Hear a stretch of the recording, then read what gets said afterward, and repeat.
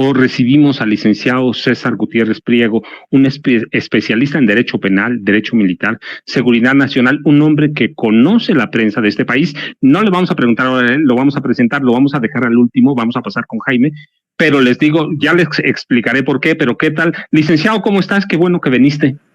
Al contrario, un placer estar aquí con tan distinguidos personajes. Para mí es todo un honor. Digo, ya estaba yo acostumbrado nada más al barrio y ahora ya no, bueno, me han puesto con la se agradece. Qué bueno. Jaime, tú conoces a la prensa de este país, has trabajado en ella, en esa prensa vieja. ¿Qué más vamos a esperar? ¿Qué podemos ver que no hayamos visto ya, Jaime? Y de estos personajes que nombró el presidente por la mañana. Hijo, mano, la verdad es que, oye, qué guapo está, perdón, no lo pude evitar. César, qué guapetón está hoy, parece un dandy, siempre, así todo con el pelo perfectamente cortado, con su corbata, y mira uno todo chamagoso. César, cómo te envidio a veces, querido, a veces, me da mucha envidia, mucha envidia. Pero pasando al tema que nos ocupa, fíjense que yo tengo casi ya 50 años en este oficio, casi como tantos como tú, querido Paco. Y pues imagínate, yo nací, al igual que tú, yo empecé con el Telex y ahora, pues mira, estoy en calidad de youtuber. O sea que ha sido un viaje prácticamente por medios, he hecho de todo, he hecho radio, televisión, prensa escrita, agencia informativa, youtuber, he hecho televisión, en fin. Entonces, pero en el caso específico de México, hay que tener en cuenta que yo estuve fuera del país 30 años como corresponsal en el extranjero, y todo esto tiene que ver porque cuando yo salí del país me fui porque, en primer lugar, porque yo era subdirector de radio y televisión en Notimex, la agencia del Estado, y me cortaron la cabeza en Gobernación por censura, por haber transmitido información sobre una protesta contra la política económica del gobierno. Me llamaron de Gobernación, me cortaron la cabeza.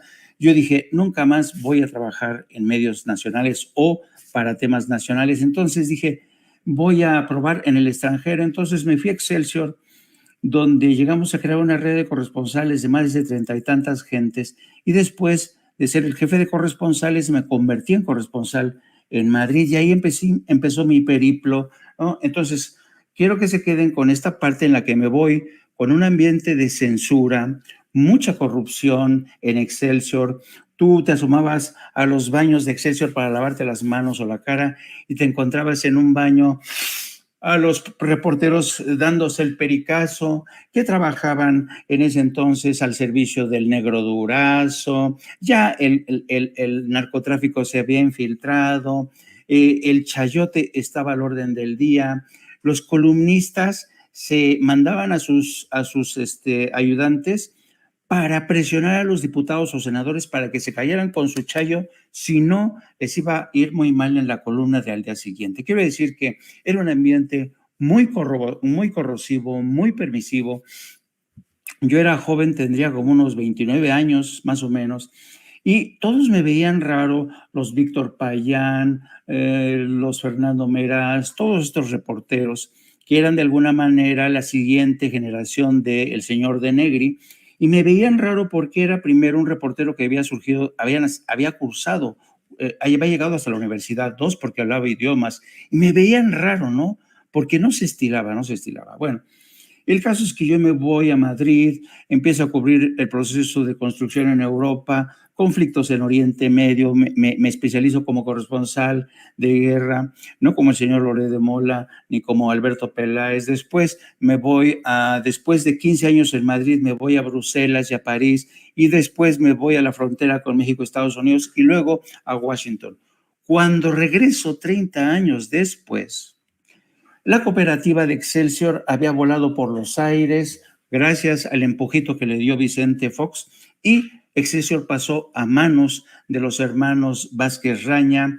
Ya había nacido Reforma, con las bendiciones de Carlos Salinas de Gortari. Y es decir, yo me fui cuando todavía había ya nacido La Jornada, el 1+1, que La Jornada sobre todo con un periódico independiente. El Excelsior, que era una cooperativa, voló por los aires, ya no había control de los periodistas y los trabajadores, le entraron a saco los hombres de empresa. Es decir, poco a poco los hombres de la oligarquía del dinero se fueron haciendo con el control de la prensa, de la radio y la televisión. Solamente la jornada se quedó como un medio alternativo. Entonces, cuando yo llego aquí, además, después de pelearme con el Universal por su política editorial, yo renuncié, nos peleamos, nos agarramos de la greña, yo estaba como su corresponsal en Washington, regreso a México y veo que realmente todos los compañeros de mi generación, Raimundo Riva Palacio, Francisco Garfias, Pablo Iriart, cuando yo lo conocí, era un reportero en Notimex que tenía muy poco dinero, era, digamos, era un refugiado chileno. Raimundo Riva Palacio, pues sí, te le echaba ganas, pero no había adquirido el poder. Toda esta generación, yo me acuerdo que el asesinato de Manuel Buendía, fuimos a reconstruir la muerte de Manuel Buendía, Raimundo Riva Palacio y yo. Quiero decir que habíamos arrancado igual, llevábamos una carrera más o menos al mismo tiempo, pero cuando yo regreso a México, Pablo Iriart, Raimundo, toda esta gente ya se habían vuelto millonarios. Y yo seguía siendo el periodista corresponsal, enviado especial, que vive al día, ¿no? De lo que gana, ¿no?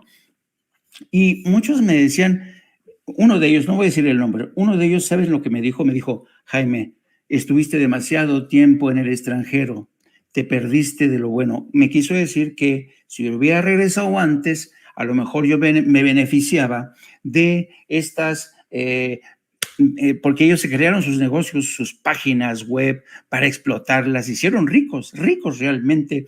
Unos dejaron a la primera, a la segunda, a la tercera esposa, llevan con esposas de 20 años, viajaban a Europa, viajaban a Estados Unidos, tenían un Mercedes-Benz y un chofer asignado por la Cámara de Diputados o por la Cámara de Senadores. Cuando yo venía a México, me invitaban, yo decía, vamos a vernos en tal restaurante, en tal hotel, llegaba, y este amigo o los amigos estaban con chicas que eran pagadas por la Cámara de Diputados y Senadores, eran prácticamente así para hacer relaciones públicas, y yo no entendía todo este ambiente de corrupción. Digo, a ver, no estoy entendiendo, ¿y cuánto debemos? No, ya está pagado todo. ¿Cómo? ¿Quién pagó? No, pues los de jefes de prensa de aquí y de allá.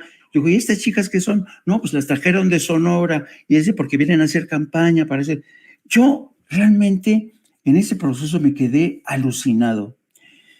El proceso de corrupción, la compra de voluntades, la compra de medios, la compra de periodistas, los padrinos que imponían a columnistas, ¿no? Columnistas como Carlos Loré de Mola, cada quien tenía su padrino asignado, ¿no? Cada quien tenía sus cenas con el secretario de Gobernación, Miguel Osorio Chong. Entonces yo me había percatado que todo se había convertido en una orgía de corrupción, ¿no? De favores a cambio de casas, a cambio de contratos, a cambio de esto. Y entonces dije, santo cielo, o sea, cualquiera de estos que me vea dirá, ya ves, pendejo, te fuiste y te quedaste fuera. Pero ¿sabes qué pasó? Yo hoy regreso, 30 años después, ya tengo 6 o 7 años de regreso desde que regresé de Washington, y no sabes la tranquilidad con la que duermo cada noche. Hoy nadie puede decirme, Jaime, te dimos dinero para esto, no te hagas pendejo, te compramos un reportaje. No, nunca en mi vida acepté, y eso que recibí ofertas, pero gordas, ¿no? Entonces, a donde voy yo es que regreso en un momento tan coyuntural para México, donde coincido con periodistas que realmente dices tú, wow, viento fresco, Vicente Serrano, Alina Duarte, Paco Cruz Jiménez, toda esta gente, todos estos nuevos periodistas que no son millonarios, no son ricos, pero tienen un empuje, tienen una calidad y sobre todo tienen una ética, ¿sabes? Un valor con el que ya no comulgan mis antiguos colegas de generación. Yo digo que en muchos sentidos se olvidaron de ser quienes eran, se perdieron en el camino, pero claro, ¿a cambio de qué? Ahora todos ellos tienen el futuro asegurado. Pablo Iriart acaba de publicar un libro cuyo título es El Gran Destructor. ¿A cambio de qué? Pues me imagino. Y entonces, realmente, a mí todavía me sigue costando trabajo que en medio de toda esta pléyade de corruptos y en medio de esta bloque inmenso de medios corporativos, algunos tengamos todavía que sufrir por hacernos escuchar.